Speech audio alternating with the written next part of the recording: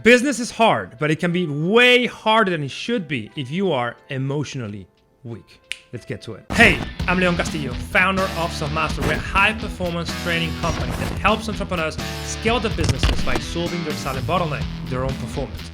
We transform the unproductive, overwhelmed, and focused entrepreneurs into laser-focused business athletes that can achieve in one day what they previously achieved in 1 week.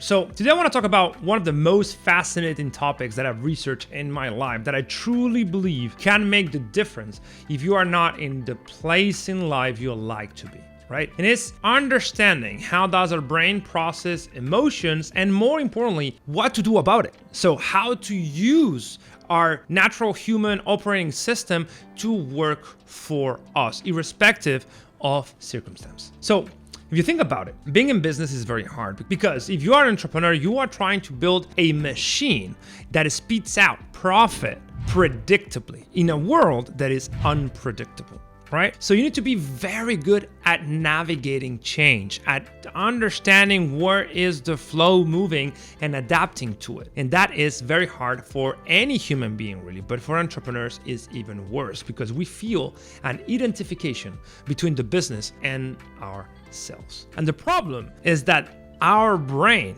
our human brain, does not welcome change. And that's a problem because every time we are hit with something that is unexpected, some change that we did not foresee, it can paralyze us. It can even trigger the fight or flight response, and we do not know how to process that change. And that triggers emotions.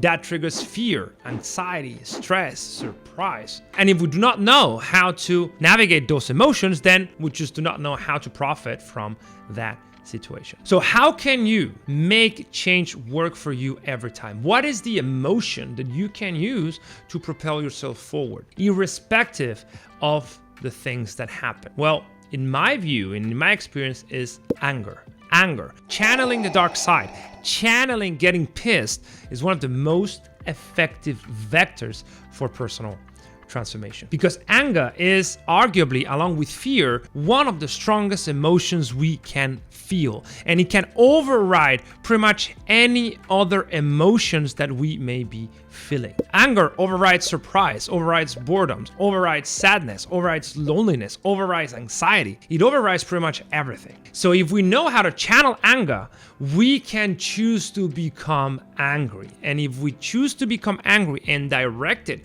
towards one fruitful endeavor, we can affect the change we want. In a very specific example, if you look at the mirror and you do not like what you see, get pissed and then do something about it. If you find yourself fat, get pissed and then do something about it. If your business is not growing, get pissed and then do something about it. Channeling that anger is one of the best ways of surmounting the indifference that may come from having failed too many times at one thing. It can be the perfect catalyst for change, and you can override the boredom that you may be experiencing doing the mundane work, as we discussed in one video I'm going to be linking around here. Anger is the ultimate emotion that you need to harness and channel for personal growth. But do so in a productive manner, right? Don't get pissed just for the sake of getting pissed because that can destroy you. Get pissed and then do something